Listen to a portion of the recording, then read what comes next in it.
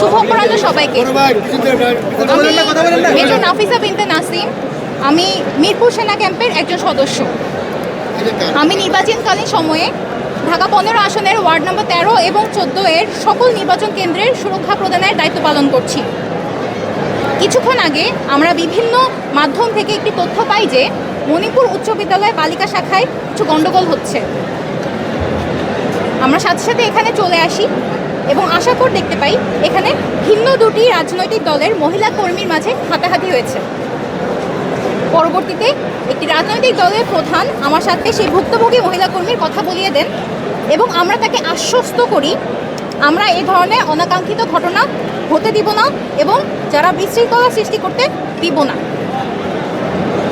ম্যাজিস্ট্রেটের মাধ্যমে আমরা অভিযুক্ত ব্যক্তিদের বিরুদ্ধে শাস্তিমূলক ব্যবস্থা গ্রহণের প্রক্রিয়া চলমান রেখেছি। আপনারা সকলে আমাদের উপর আস্থা রাখুন ও নিশ্চিন্তে আপনাদের ভোটাধিকার চর্চা করুন এবং প্রয়োগ করুন। আমরা আপনাদের সাথে আছি। ধন্যবাদ।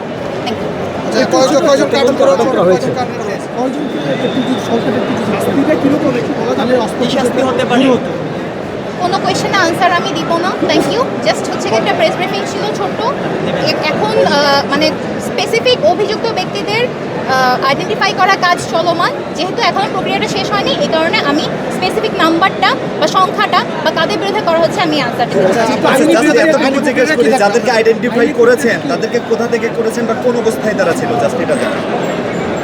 আমি কোনো প্রশ্নের আনসার দিতে চাচ্ছি। Thank you.